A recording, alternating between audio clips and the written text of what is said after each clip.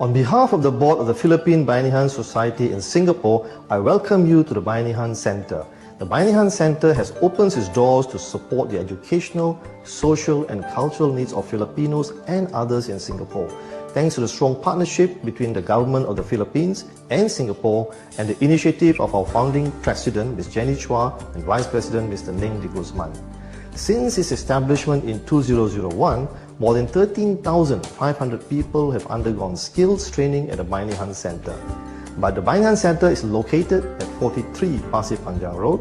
It provides classrooms, facilities and support for volunteers and community groups to conduct various short-term courses including basic and advanced computer training, nursing aid, hotel and restaurant management, dressmaking, caregiving, cooking, and baking and cosmetology. To foster the socio-cultural ties between Filipinos and Singaporeans, we also organize the Bayanihan Walk. It is an annual event to bring together people from all across sectors of Singapore in a fun walkathon to promote integration of Filipinos with the Singaporean community. Tara na mak, Bayanihan Center na.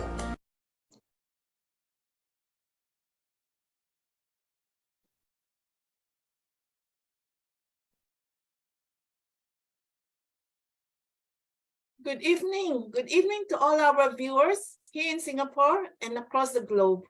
Greetings to you, our friends, partners, and supporters.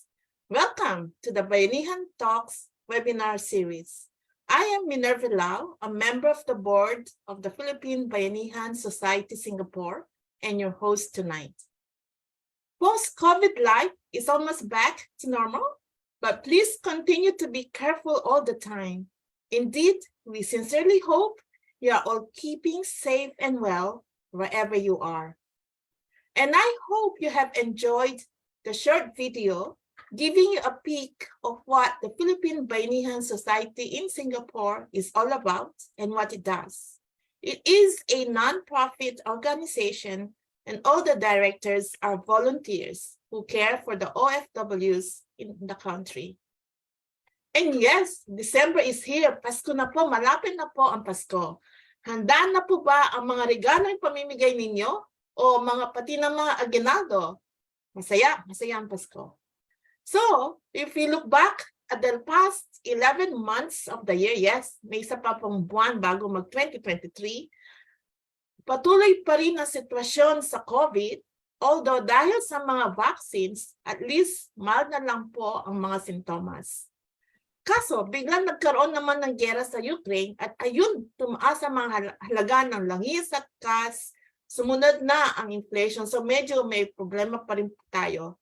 Kaya, pusigil pa rin tayo sa trabaho at syempre, kailangan pa rin po natin pagbutihin ang mga skills natin. So dito po papasok ang FOWS o Filipino Overseas Workers in Singapore. At ang tahanan po ng FOWS ay ang Bayanihan Center na minamanage ng society. So tonight po, we will be discussing the many valuable and practical courses that are being conducted by our very own FOWS at the Bayanihan Center.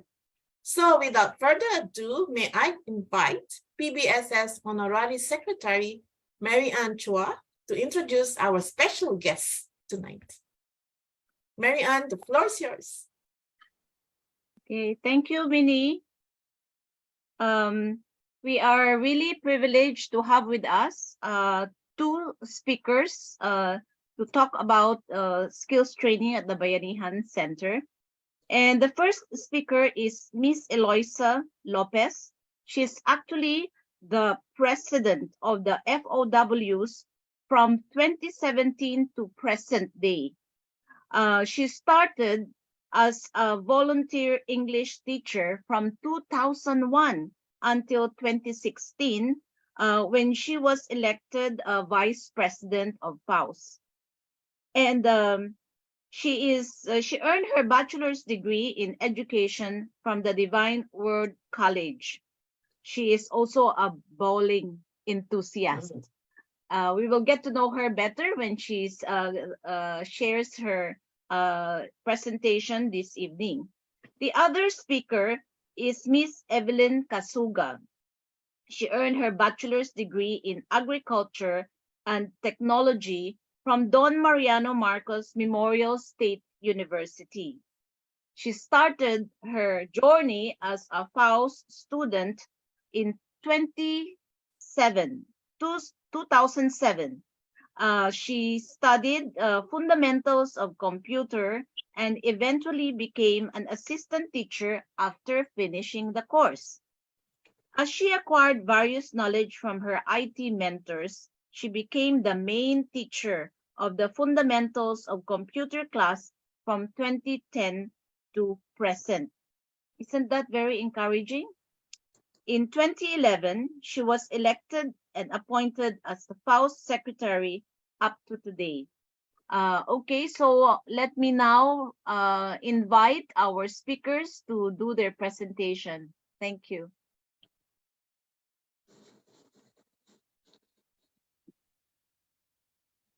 Eloisa?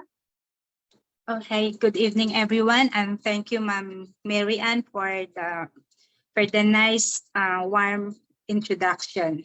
So to begin with, of course, I want to thank Philippine Bayanihan Center for our board members and director, as well as the president, Sir Ranbir Kumar, for inviting us, also Ms. Cecil, for inviting us. This is a good opportunity for us to talk about our training center. It's because this is the right time that we invite our student or our kababayan for the 2023 opening of our training center.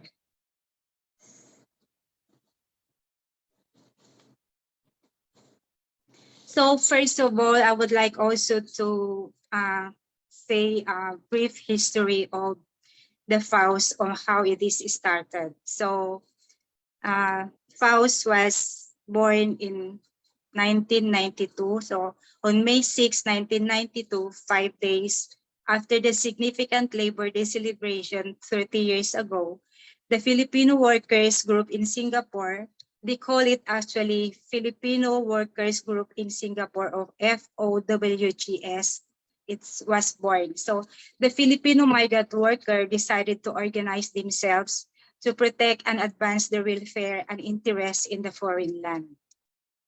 Through the collective efforts of the initiative of the Miss Annie Israel, the OWA officer at that time, and the spiritual advisor, Sister Mary, the entire Filipino community in Singapore joined hands to establish its own support system whose social function deemed imperative.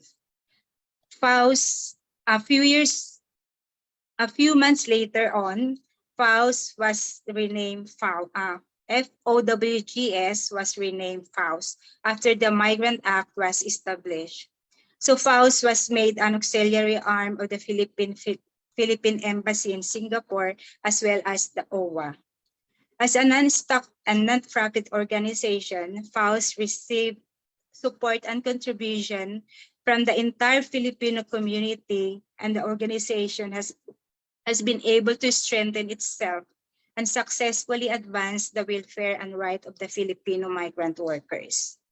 One of the FOWS project is the STP, or what we call the Skills Training Program. So its objective is the overall goal of the STP, or the Skills Training Program, is to promote and develop the key specialized skills of the Filipino migrant workers in Singapore. FOWS offer a range of training program designed to develop the knowledge and skills and competencies of the students with the objective of enhancing their employability and sustaining their future economic security. So the mission is, FOWS mission is that they will always look after the benefits and welfare of all the Filipino workers in Singapore. FOWS vision is to make sure that the Filipino overseas workers will go back home equipped with the skills which they will become more profitable, better workers, and could use their skills they had learned to start their own business and in the future, and help build our country for the benefits of the citizens of the Philippines. So actually, so far this year we have 9 courses to offer. So we are starting our enrollment on first Sunday of January and end of February. Then our classes will start on March until October. So first thing is I would like to introduce to you our 9 courses offered. So first is the aromatherapy. So the aromatherapy we offered every other Sunday, like first and third Sunday morning sessions and second Sunday morning session as well. So the aromatherapy, the types that we do is doing the massage, which is the full body massage, reflexology, as well as the facial massage. And then they will also learn how to mix the essential oil. So I think we have the slide to show our aromatherapy.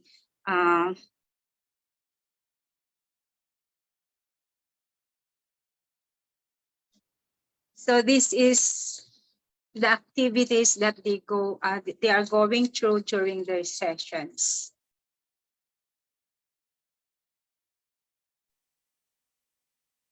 So they have the actual massage session, and of course they have also the theories.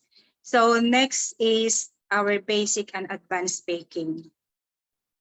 So for the basic and advanced baking, we offer every other Sunday as well. So for the basic baking is a first and third Sunday.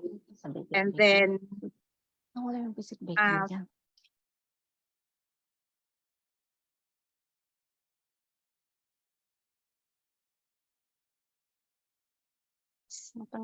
for the basic baking, our students that means that they don't have even any experience in baking. And then for the advanced baking, so those like they enroll basic baking, and then the following years they can enroll for us for the advanced baking. So for that basic baking, it's not just the cake that you are baking but also matututo kayong mag-bake ng pandesal as well as other any confectionaries like bread and also birthday cake and other things. So for the basic baking, we offer first and third Sunday afternoon session, and then for the advanced baking, we offer it in the afternoon session, second and fourth Sunday. So this is designed, it is long, nagtatapos po tayo about 3 hours or 4 hours, because in baking, sometimes we have to extend our time. It's because if hindi pa natapos yung pagbe-bake nyo, so ma-extension po ng time sa halip na 3 hours, sometimes inaabot tayo ng mga about 4 to 5 hours on the day. So we have the basic baking, and I think we have a slideshow for the basic baking to show what are the activities that our student will do during this baking session.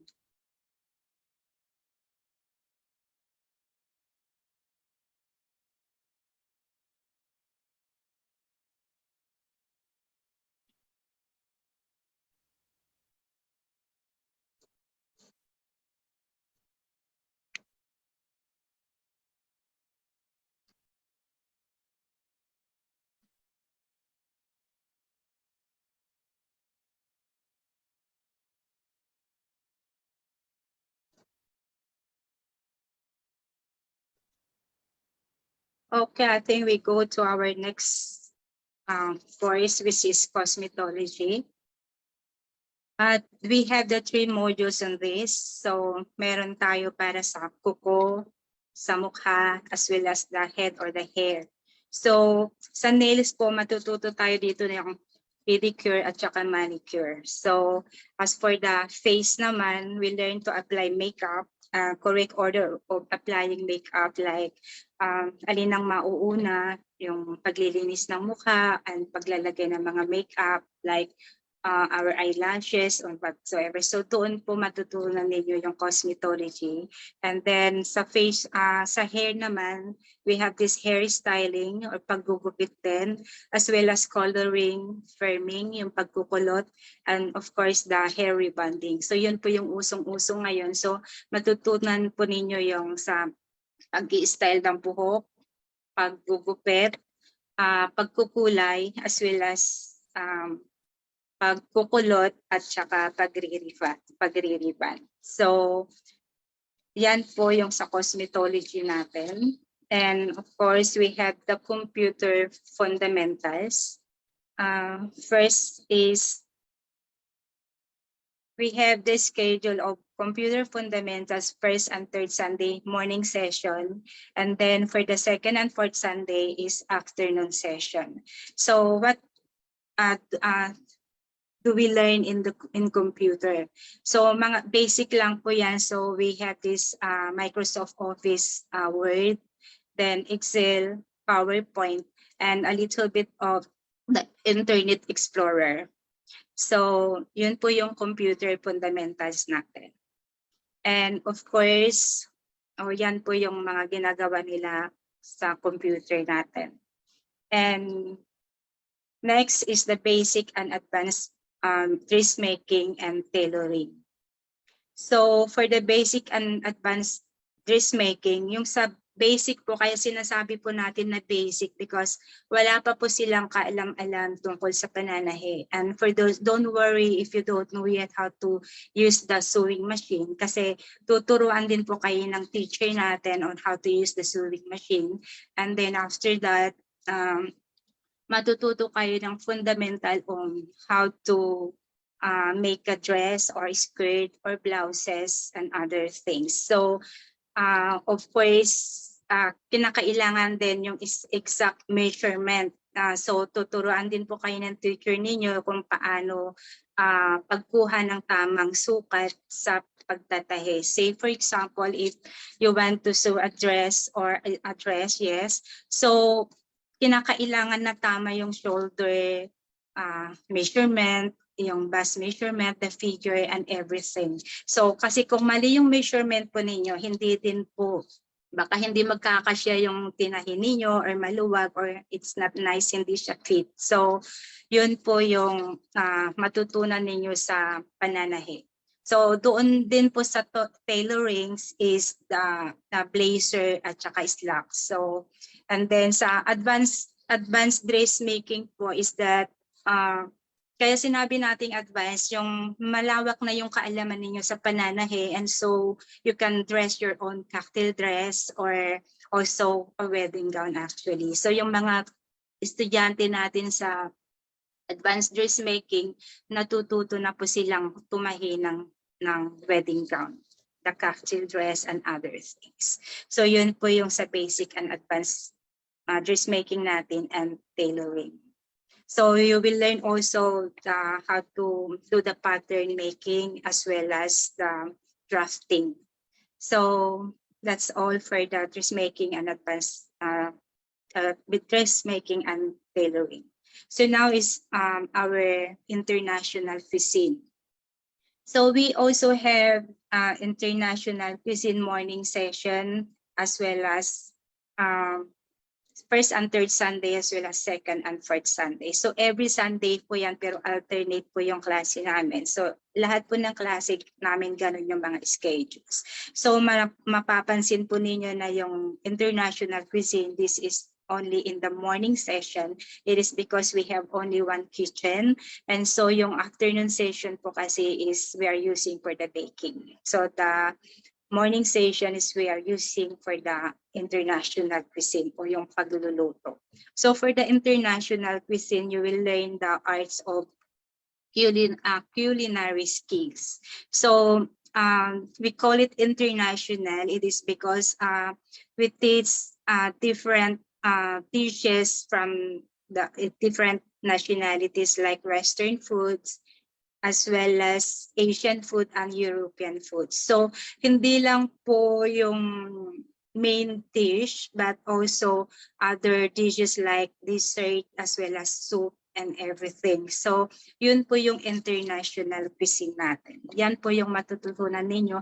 And of course, it's not just cooking itself, but yung plating din po at saka yung food preparation and everything. So yan po yung gawa ng mga estudyante namin during their final examination or midterm examinations.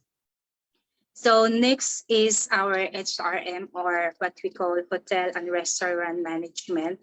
So here we learn the safe food handling, as well as mixing cocktail drinks, and the table napkin folding, flower arrangement, as well as we learn the arts of table skirting and table setting. So sa HRM po, matutunan ninyo yan. Magaganda po yung gawa ng mga estudyante natin, and we are proud of them na they are really talented po sa pag-design ng mga table skirting nila, as well as the table presentation and all of this. So for those who want to be like caterer when we go back home to Philippines, so yan po yung matutunan ninyo, so magkakaroon kayo ng idea on how to make the table skirting and also of course the safe food handling as well. So very important po na malalaman natin yung pag-handle ng food to avoid po yung mga food poisonings and other things. So yun po yung HRM natin, or what we call the Hotel and Restaurant Management. So next is our nursing aid. So ito po yung nursing aid namin, ito yung pinaka-popular po na kurso or course na offer namin. So we offer this nursing aid morning and afternoon session, and as well as first and third Sunday and second and fourth Sunday. So 4 na session po yung nursing aid namin. And of course, there are a lot of things to learn in nursing aid. Like first is how to take the vital signs. So matutunan po ninyo dito yung pagkuha ng pulse rate, temperature, tsaka respiratory rates doon sa vital signs. And then for the infection and hygiene control, and also the anatomy and the physiology, then environmental and occupational safety, then nutrition, stress management, baby or toddler care, elderly care, as well as first aid at CPR.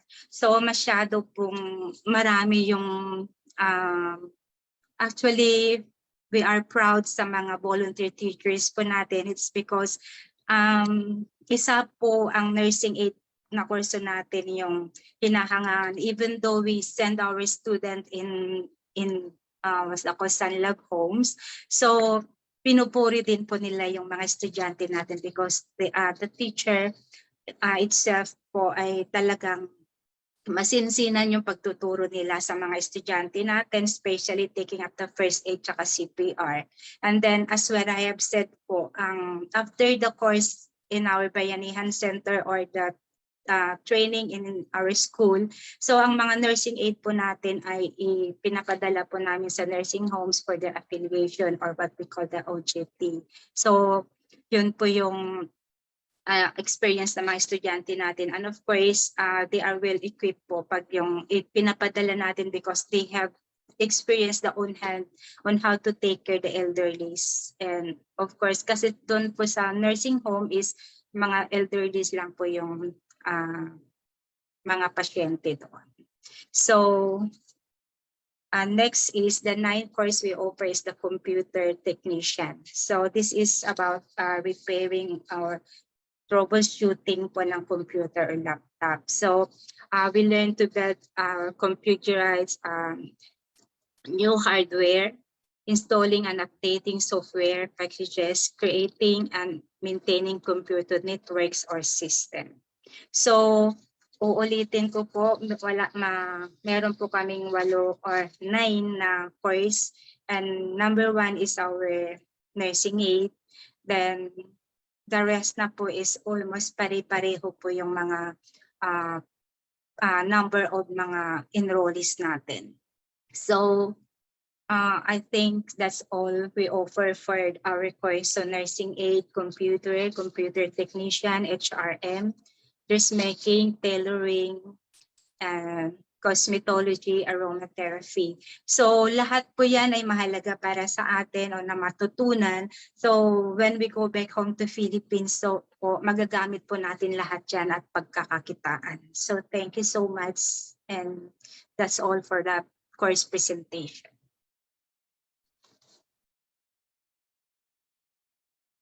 We can continue, Ms. Eloisa, for the thing is about the assessment. Okay. Mm. So actually for since 2015, nagkaroon po tayo ng TESDA assessment here in Singapore. So during that time po, lahat ng mga training center dito or a few of the training center, nakisali po sila sa atin sa Bayanihan. After that, our training center, our TESDA assessment is designed for the FOWS student na lang. So actually FOWS is through the initiative of our OWA officers as well as the labor attaché. So sila po yung nag-invite sa TESDA para po sa mga estudyante natin. So TESDA assessment so far ay apat na taon na po natin ginagawa. So that is for our caregiver, or what we call a caregiver, then the cookery, as well as the HRM, or yung sa baking po, tinawag po nila na pastry, and then doon sa HRM, others. So parang HRM, so 5 po yung ano namin noon na ipinasok namin sa overseas assessment po ng certification program sa TESDA.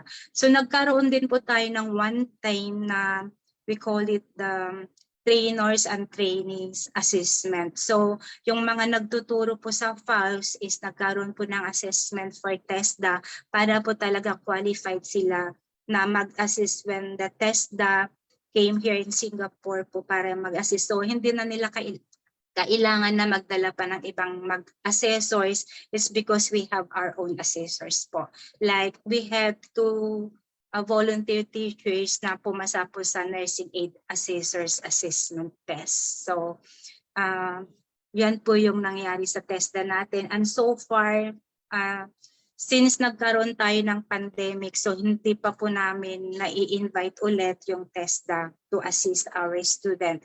But then for those, kasi hindi po tayo tumigil sa even though nagkaroon tayo ng pandemic, so tuloy-tuloy pa rin po yung ng skills training program natin. So for those who haven't taken yet the TESDA assessment, so kakaroon po ng TESDA, so i-inform na lang po namin yung estudyante from 2019, 20, and 19, 20, 21, 22, I guess. So technical education, yun po yung namin. So 2016 po tayo 2019 po yung last natin. So we have also the school activities po after the enrollment, before po nang mag-start ng klase. So we have our orientation day. So usually po before na start ng klase, 1 day before start ng klase, but then not to waste time po, nag-orientation na po yung opening ng klase. And then we have also the Labor Day celebration, which is always coincide with the FOWS anniversaries. Dahil po yung Labor Day celebration, ang FOWS anniversary din po is May 6. So the same time po sinicelebrate na rin namin. Sometimes we do the celebration in the Bayanihan Center itself. So nagtatayo lang po kami ng tent. And then sometimes po sa ibang venue rin. So, and next is our graduation day, of course, after the completion of their classes po yung lahat ng so nagkakaroon din po tayo ng graduation day as well as po yung distribution of certificate. So at the end of the 8th course po natin is 8th month, so nagkakaroon po tayo ng certification din ng estudyante. So I think we have to view the testimony of one of our former student from Nursing 8.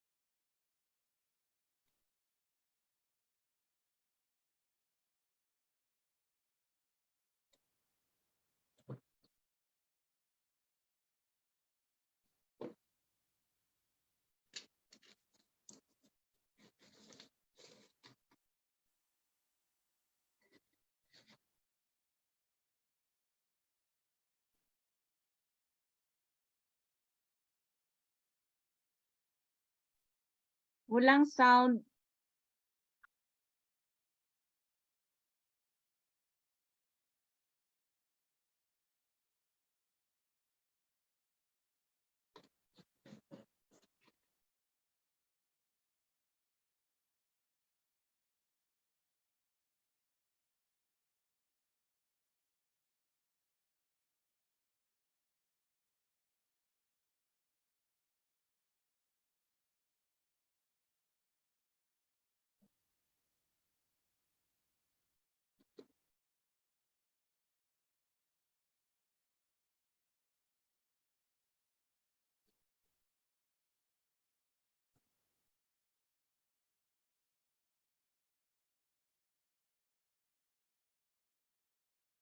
No sound. Pakiulit, walang sound eh.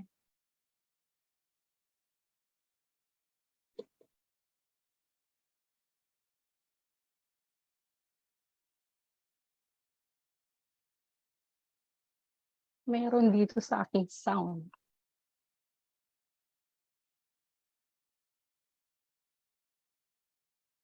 It's already full.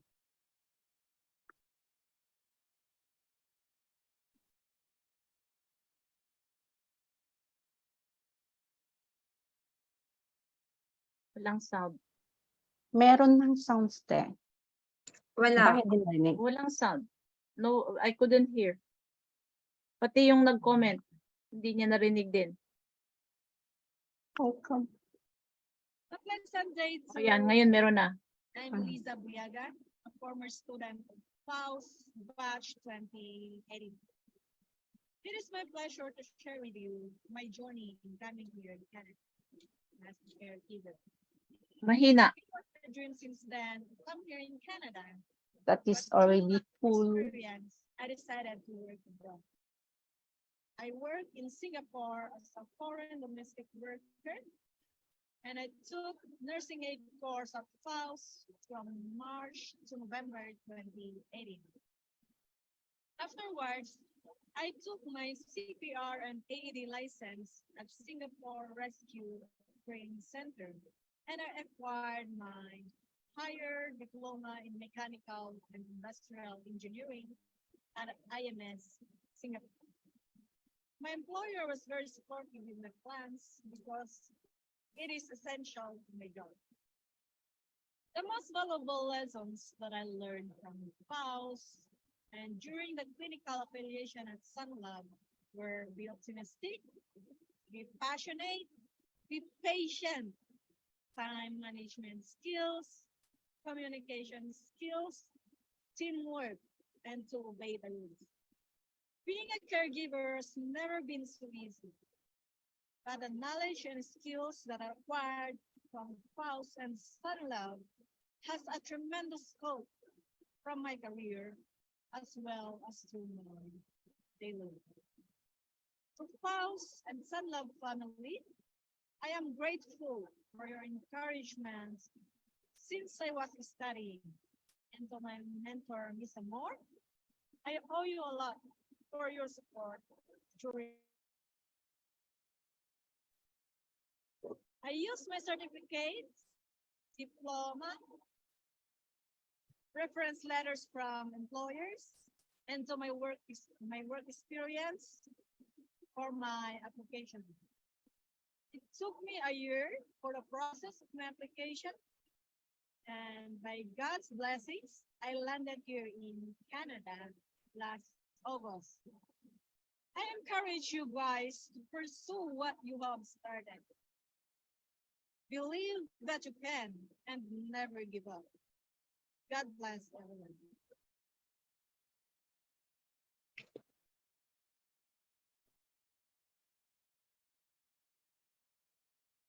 That is one of our testimony from our nursing student.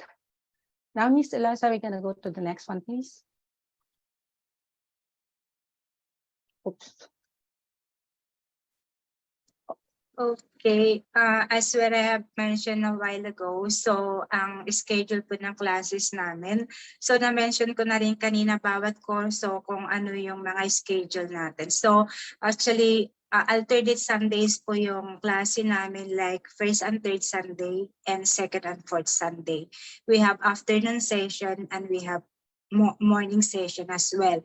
But then depende po yun dun sa course, like what I have said a while ago, yung sa nursing aid po, lahat ng session meron kaming morning, meron din kaming afternoon, and meron kaming first and third Sunday and second and fourth Sunday. So for those other course like cosmetology, isang session lang po yan, like first and third Sunday morning session. Then our aromatherapy, we have morning session, and minsan po may mga nagre-request ng afternoon. So depende na rin po sa population ng enrollees namin kung we can adjust na ilalagay namin ng afternoon session yung isa and we can put in the morning session yung isa para po ma-cater natin lahat ng mga gustong mag-enroll sa atin. And of course, ang time po natin is in the morning session, we have 9 to 12 noon, and then the afternoon session is 1 to 4. But then naiiba rin po yung schedule na nursing aid natin because they have 4 hours session. So lahat po ng course namin is 3 hours duration. So the rest po is 3 hours. Only the nursing aid is 4 hours session. And I think that's all. And of course, you can view the contact number for 84151863 and then 96353271. And then we are located at 43 Pasir Panjang, Bayanihan Center, 43 Pasir Panjang Road. So ang mga bus po na dumadaan doon sa Bayanihan is we have bus number 30, 176, 175, 143, 188, 51, number 10 as well. And then, ang pinakamalapit po na MRT station is Labrador MRT station. So, just a walking distance po around mga 50 meters away po from our center.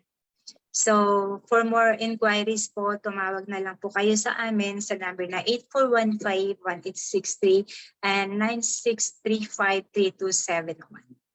So, yan po, at inuulit ko, enrollment po natin is on January, first Sunday ng January. Anyway, ang first Sunday po ng January is New Year's Day, pero masisipag po yung mga volunteers natin. So mag-o-open po kami ng first Sunday of January. So every Sunday po yan. Thank you. Additional information for Ms. Olevsa, we are always open every Sunday only from 9 a.m. until 5. So we hope to see you soon by January po to come to FOWS.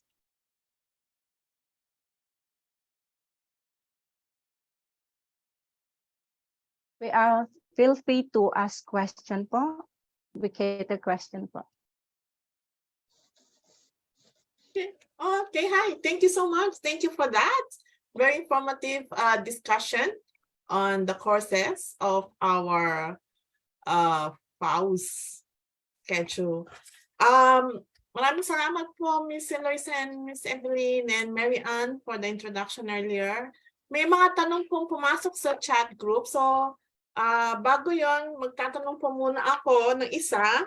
Una-una po, ano yung mga requirement para makapag-enroll sa mga courses ng FOWS? Una po sa lahat is yung, kasi po requirement po ng Singapore is should be vaccinated po sila. So, and then, yeah, dapat po vaccinated po sila. May poster na rin syempre kasi yun na po yung ongoing ngayon. So, yung mga takot po magpa-vaccine, hindi po kayo welcome. Ano ito? Ito kasama ang booster o dalawang anong? As long as ano po, two vaccination and booster, okay na po yun. Kasi ako rin po naka-isang booster pa lang. Okay. So this naka-isang booster, kailangan may isa. Tapos, so this is ano na, face-to-face na, no? Mismo sa Bayanihan Center na mismo, hindi na sa virtual. Oh, nice. Yeah. Okay. So, And pero, then, sige yes na po. po. Sige. So other the vaccination po and booster is that we need po rin yung ID picture na 1 by 1. Well, anyway, pag hindi naman ready pa, so as long as naka-vaccinated kayo and of course your tuition fees, your registration fee. Okay. Kasi yung iba po, hindi po kami tumatanggap na so yung cash lang po siya. And then aside from that po, not much requirement na rin. At saka meron din po dapat sila yung ID just to know na talagang nagtratrabaho dito. So any kind of, basta yung work permit po or other IDs. Basta Singapore ID. Singapore Either, ID. Iba-ibang kulay yun. So kahit anong kulay ng Singapore ID. Anong kulay na po. Basta we know na legal silang nagtratrabaho dito. Okay. Paano kung turista? Pwede rin? Additional nga po. I don't think so, ma'am. It is because hindi po pwede. Yung mga long-term visit pass holders, pwede din? Actually, ang naging additional po, ma'am, is mga may mga student kaming mga PR, mga SPAS. Meron pang mga Singaporean po. They are welcome. They are welcome po. Yes po. This year we have one Singaporean student. She take baking and international cuisine. Miss Eloisa, right? Yes. Yeah. Just recently, actually at the present, at the moment. So masipag po talaga siyang pumasok and she's enjoying po the classes. I will join na next year. May discount na gano'n, joke? Tapos may tanong. Pwede. Pinag-usapan ng discount, may nagtanong dito, magkano dahil mga courses? Tanong ni si Regina nagtanong, tapos may price to say Lira nagtanong. So, pakibigay lang kung anong mga range ng mga fees. Yung course natin hindi pare-pareho yung minimal po parang contribution lang. So, for that matter po, you can call us for tawagan na lang po na kami. So, 8415-1863 for more information regarding this payment and all. Okay. So, iba-iba yung fees ng iba-ibang kurso, no? Yeah. So, yun po. Pasensya na po, hindi kayo masagot ngayon, pero tawag po kayo sa kanilang mga numbers. Ako, nilista ko na 8415-1863 at yung isa 9635-3271. Tama? Tama Yes, ba? tama po. So, yun po. Yun mga Tapos may mga tanong pa po. Sige, we continue. Mabuti naman nagtatanong kayo. Thank you. May NC2 po ba ang nursing aid? May nagtanong. Yes po, ang nursing aid po meron silang NC2. So as long as you finish the course, so qualified ka na mag-take ng TESDA NC2. Yes. Okay, so that's a yes po. Meron daw po NC2 sa nursing aid kasi parang yun yata ang pinaka-popular, no, na course. Yes, ma'am. Opo. Okay. Mga ilan ang nag-register last year? Actually, ma'am, dahil sa pandemic po ay walang TESDA ng past 3 years na. So marami pong i-assess ng TESDA when it times na pupunta na po sila dito. Kasi pag marami na po kaming ipapa-assess, so kami po mismo yung magre-request sa embassy, sa OWA natin na kailangan na po natin na magpa-assess for TESDA. Okay, okay. So at least may OWA tayo nandyan na tumutulong palagi. Yes. Mag-member po kayo sa OWA ha. Huwag niyo pong kalimutan yun. Ito po, may isang tanong si Mitch. Good evening po. Ask ko po kung kailan ang start ng caregiver course. At tapos tanong niya, kapag hindi po ba nakapasan sa assessment ng TESDA, need po bang uulitin? Paano makapasa? Yes po. Yes. Kasi yung mga pumupunta po talaga dito, binibigyan na nila kagad yung result. So, mayroong halimbawa dalawa yung kung hindi ka nakapasa sa una, dalawa po kasi yung parang requirement doon. So, pag hindi ka nakapasa sa isa, so kung alin lang po yung hindi ka nakapasa, doon yung uulitin mo. If nakapasa ka yung sa isang test nila, so hindi mo na yun uulitin. Hindi naman yung ulitin mo lahat. So, kung alin lang yung hindi mo na ipasa. Oh, that's very good. So, lang, modular. So, ayan. Kahit isa na lang natitira, pasado na yan. Hindi naman siguro mahirap, no? Basta try lang, ha? Try lang po. Very good. Magkano pang bayad sa TESDA? Uulitin yung bayad sa isang kurso o pag For the TESDA po kasi, wala po kaming sinisingil na bayad sa TESDA. As long as nag-aral ka sa FOWS, nakapasa ka, may papakita ka na certificate na nakapasa ka, you are qualified to take the TESDA assessment. Walang bayad. Okay.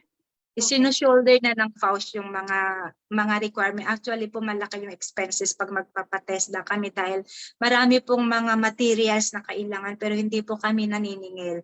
Since tinanong baka maniningil na kami. Hingi tayo kay Kay OWA po ulit. May tanong po, nasa Cebu daw si Melanie. Wow, thank you for watching naman. May online class po ba? Yun ang tanong niya.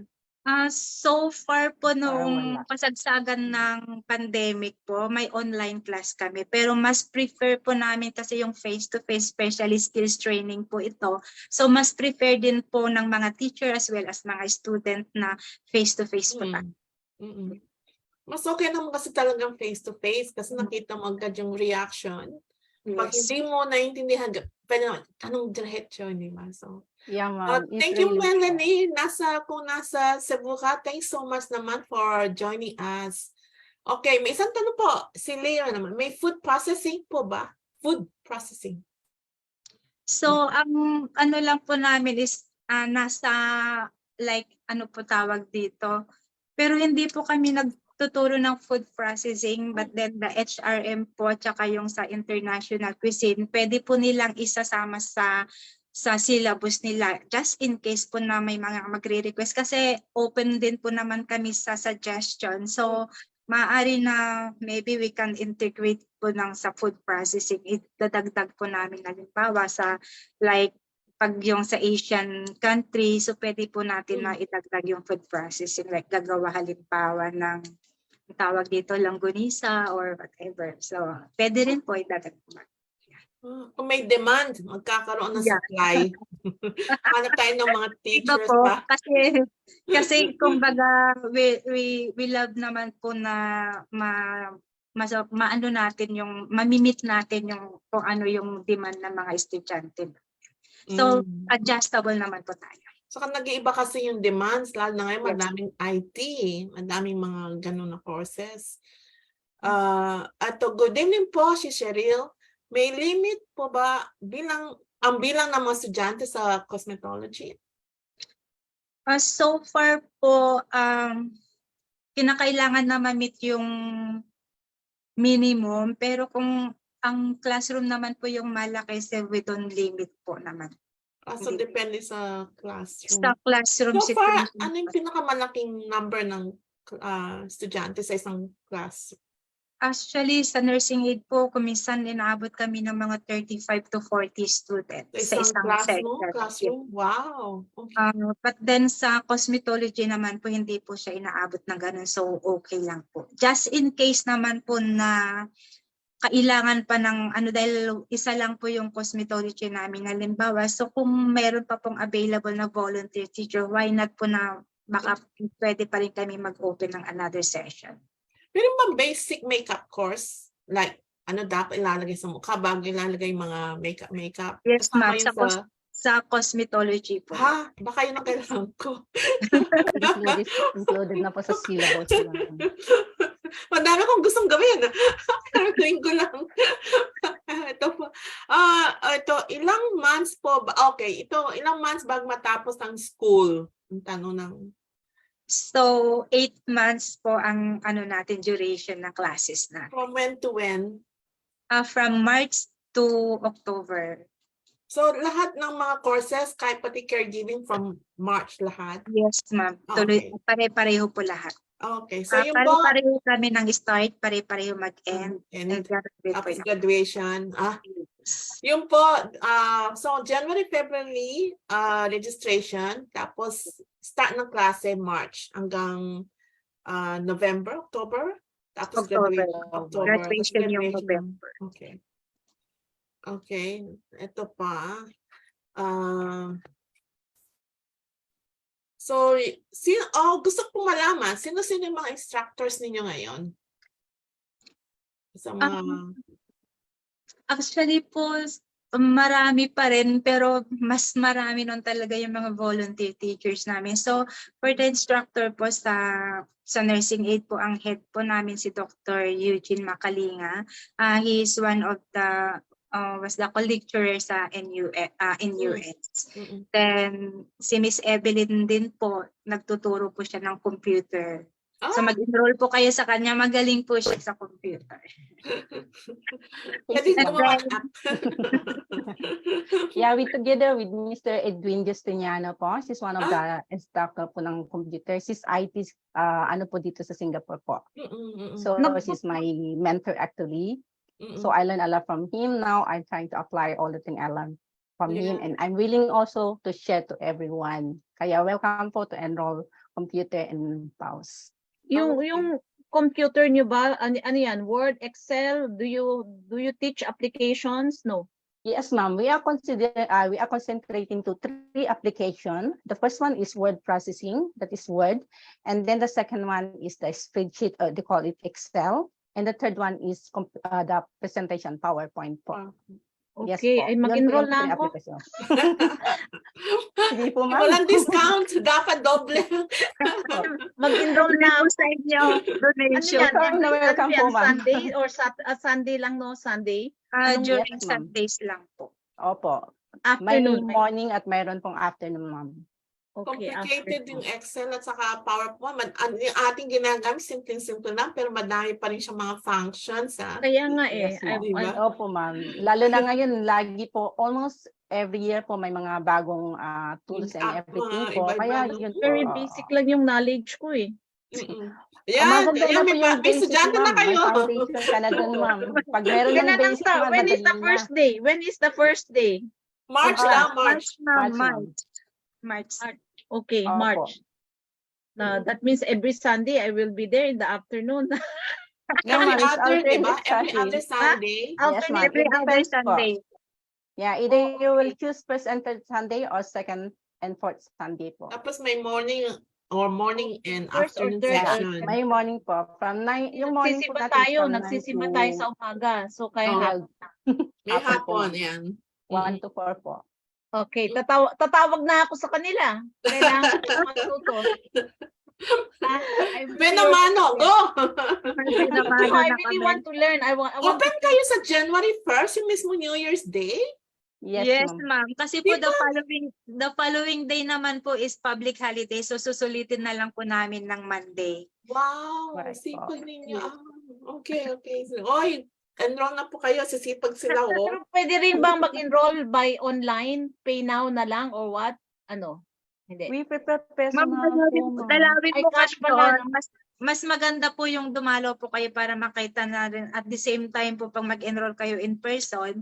So makikita na rin natin ninyo yung premises namin. So at least ma-familiarize na kayo sa lugar. So mas maganda po na personal po kayong pumunta. Para sa mga mag-enroll po ha, hindi po kayo. Oo, Mag-enroll siya. it's good to know. Oo. Ako siguro. Ako international cuisine. Ayan, ganyan, mga ganyan. Okay. Tapos, yung mga, konti na lang tanong para matapos na tayo, ha? How to obtain, I think you explained na, pero how to obtain test certification? Anong mga basic requirements? Or dadaan na lang sa teacher? So actually, you have to equip po na kasi it's useless po na mag-test ka na parang nakalimutan mo na yung ginawa mo noon. So kinakailangan na ma-prepare mo pa rin yung sarili mo kasi pag hindi ka prepared, baka bumagsak ka, sayang lang yung effort mo kasi masyadong mahaba po yung pagtitest ng test na. Mayroon po time na talagang inaabot po kami ng madaling araw na sa Oh, pag-uwi. wow. Yes po. 12:00, 1:00 na po kami nakakauwi ng bahay. Oh, wow, Kasi grabe. tinatapos po talaga nila ng 1 day yung pag-exam sa test na pag-a-assist. Oh, okay. Oh, So yun lang po seryoso. yung requirement. I mean, it's not a requirement but be prepared po na handa kayo na kinakailangan na confident kayo na mag-take dahil sayang po yung oras ninyo kung babagsak lang kayo which is the whole day po na nandoon kayo. Kaya Sayang nga po din yung nandun ang yung mga, FOWS. Yeah. Miss Eloisa, yung Yes. fees ba, yung tuition fees ba, talagang pay in full or installment? Actually, ma'am, tinatanggap din po namin kung kalahati lang or may time po naman na sasabihin nila na ma'am, ito lang po yung pera namin. So at least po $50 yung registration fee. Okay. Thank you. Ilan na po yung graduates ninyo since nag-start ng mga FOWS courses so far? Matagal na siya. So far po kasi we started 1992. So yung mga panahon po na yun, although yung training center natin noon is yung parang makeshift mga tent, ganon. Marami na rin po estudyante noon. So estimated ko po dahil I was there during that time. So marami po tayong estudyante na abot po sa isang taon noon yung first yung school year po. Minsan 500 to 800 student po tayo. So ngayong nagkaroon lang po ng pandemic na medyo pababa ng pababaan, isa rin po na dahilan is marami na po ngayon training centers. So far po I think estimated ko po is nasa 15 to 20,000 na po. Oh, wow. Wow. Over the many years, over 30 years, almost 30 years, 30 yes po.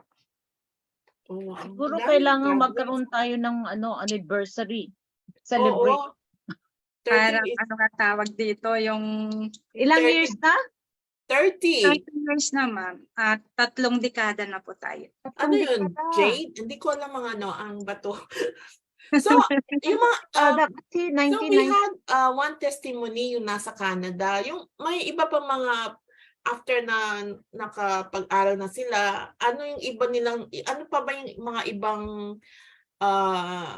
opportunities na pwede nilang hanapin? Actually po, ngayon kailan lang po mayroong tumawag na estudyante sa akin na she's working as a domestic helper. Pero po maganda yung performance niya tsaka so nag-apply po siya sa nursing home. So matatanggap po siya. Umuwi lang siya ng Pilipinas. After that babalik siya working as na po siya sa healthcare center na po siya. Pwede na sa Singapore yan, ha? Yes, ma'am. Kasi po, ang isa rin po na requirement ko minsan na kung bakit ka natatanggap dito is that yung highest educational attainment mo po sa Pilipinas is at least college graduate. Oh, Oh, that's very good. Yan, that's a very good opportunities para naman at least mas bumuti ang pamumuhay natin dito sa Singapore, di ba? So, Miss Yeah, ma'am, Eloisa, during the pandemic po, ma'am, may mga student po kami ng nursing aid talaga na natanggap po sila sa mga homes and they inform us. At sa mga ibang courses po naman, ma'am, yung mga tulad ng cosmetology, may mga student na po kami na nakapagpatayo ng salon sa Pilipinas, ina-update po kami. Tapos may mga student din kami na meron ng mga bakery, kumbaga sa mga baking po. So we have a product na po ng mga estudyante na naging successful sila at yung mga napag-aralan nila, talagang umuwi man sila sa Pilipinas, naging weapon po nila para makapaghanap buhay at or they will put their own business po. Yun po yung mga iba naming ano. oh, that's very good. That's yeah, very good. I think that is very encouraging kasi yes. I think that is what our workers need to know, that when they go back, they can have new skills and they Yes. can be Right, ma'am. employed because they have a TESDA certification. Yun ang pinakamahalaga. Kasi I know that if you have a TESDA certification, kunyari, pwede ka nang mag-work in a salon, you know, dahil sa, nail, manicure, pedicure, ano. Okay. But do you have graduates ng HRM na nakakapagtrabaho sa hotel? Pagbalik nila. So far po dito sa Singapore wala, but in Philippines po na-i-apply din po nila. Okay, that's good. That's very good. I think these are the information that our workers need to know, so that you know, meron silang goal pagbalik nila. No, Yeah it's po, very ma'am. good kasi all of us naman need to upgrade our skills kasi madaming mga new technologies, madaming mga new requirements. So hindi pwedeng hindi ka mag-aral ng bagong skill or knowledge. So itong si FOWS is very good kasi yung mga nakakapag-aral dyan, at least pag-uwi nila may bagong skill. Pwedeng entrepreneurial, pwede silang magtayo ng sariling business. O ayan, pwede pang pumunta sa ibang bansa. So talagang it opens a lot of doors, no? And opportunities. So that's very good. Sabi nga ni Lira, parang reintegration na din pag uwi sa Pilipinas for good. So tama. So at least hindi ka parang nawawala ka pag uwi mo kasi hindi mo alam ang gagawin mo. So to have another skill would help you adjust again, and you're successful businessman or business person. So yeah, I have one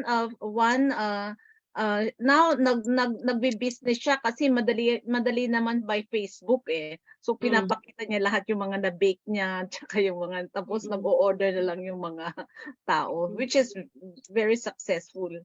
Okay. Okay, any more question? Kundi we'll ask last word from our speakers, if they can have the last word before we close this section of our discussion. Last advice. Sige. Ms. Eloisa and Ms. Emily. Okay, so inuulit ko para sa mga interesado na mag-enroll, so punta na lang po kayo sa January. And of course, para rin po sa inyo ito, dahil marami na pong mga, like for example, yung mga lahat po na matututunan ninyo is magagamit ninyo sa Pilipinas to earn a living. So, kasi po dito kung minsan, syempre parang natatakot pa tayong umuwi because we don't have enough savings. Pero kapag equip po kayo ng mga knowledge, ng skills, so hindi na po kayo matatakot na mag-for good sa Pilipinas, is because you know how to earn a living. So magagamit ninyo halimbawa yung napag-aralan ninyo sa aromatherapy, kahit lang po sa cooking or kaya sa HRM, pwede na po kayong mag-catering at saka magtayo ng restaurant. So kahit turo-turo lang. So I am inviting everyone, lalo mga kababayan natin na wag niyo pong sayangin yung oras ninyo sa pag-day off. So come to Bayanihan Center, come to FOWS para po mapaunlad natin yung kabuhayan natin at makakatulong din po tayo sa kapwa natin sa Pilipinas. So that's all for tonight, and thank you for having us, especially the Bayanihan Society. Thank you so much. Thank you. Si Evelyn, mayroong kasasabihin? As simple like, use your day off wisely, come to Bayanihan, come to FOWS, join us, and we are willing to share our knowledge and skills to all of you. Hope to see you by January the 1st of next year. Come and join us. Thank you very much. Thank you po. Thank you na madami, Miss Eloise and Miss Evelyn. Thank you for that. So sana po madaming mag-enroll sa January, ha? So mag-ready na kayo. Thank you very much po. Yeah, thank you very much. Okay. Thank you and good night po. Thanks. Hintay muna kayo, ha? Sandali lang. Okay. May I now call on PBSS Honorary Treasurer, Christy Vicentina, for the closing remarks.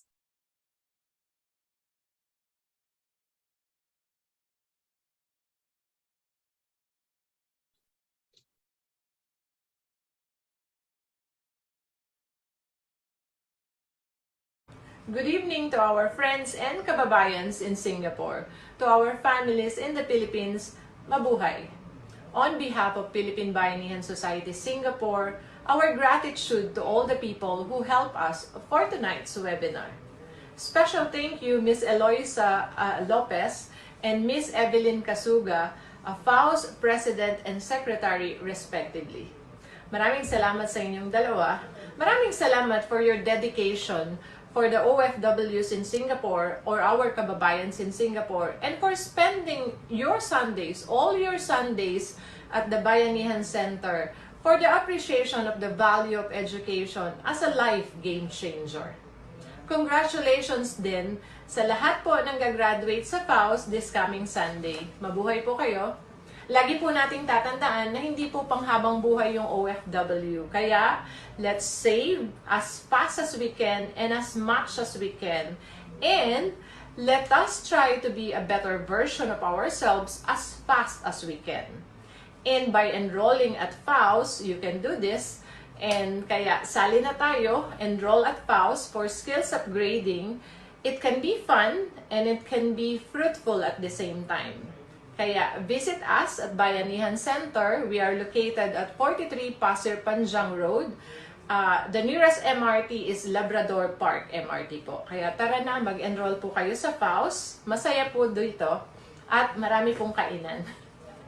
Maraming salamat din to all our friends who always help us promote our webinars. And thank you to all the participants in Zoom and all our Facebook viewers for making this event a success.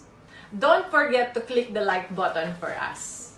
Again, good evening and mabuhay. And thank you, Christy, for that. Yes, yun po, don't think na forever nga OFW. So, and while you are in Singapore and while you have time, get those skills. Kasi that will all be a plus. Wala nang pong mawawala. Okay, thank you so much. So before you leave, just some basic information. I think everyone has been talking about the details of our Bayanihan Center. And just to repeat, pasensya na po kung makulit. Yung mga details like our mga telephone numbers at mga address, ayan. If there's any inquiry, please send an email to bayanihancenter@singnet.com.sg or call 64743700. Apo po naghintay tayo ng slide, sasabihin ko na. Ayan, may Facebook po tayo. So please like our facebook.com/Bayanihan Society SG. At meron din po tayong Instagram, although hindi pa tayo masyadong ganun kasipag, at Bayanihan Society SG. Yan, kung meron po makakatulong sa amin, come and volunteer to help us naman to maintain all our social media pages. We also have a YouTube channel. And so please, also one thing, we welcome donations via www.giving.sg/PBSS. Yung mga donations po yan. So thank you all very much for joining us today. The final webinar this year, and it has been a great year, a very fruitful year, and I hope all of you, our friends and partners, had a great year too. Here's wishing everyone a blessed Christmas and a happy and prosperous New Year ahead. Thank you all very much. On behalf of the board and staff of the Bayanihan Society, I say thank you and keep well, keep safe. This is Minerva Lau signing off. Good night and God bless.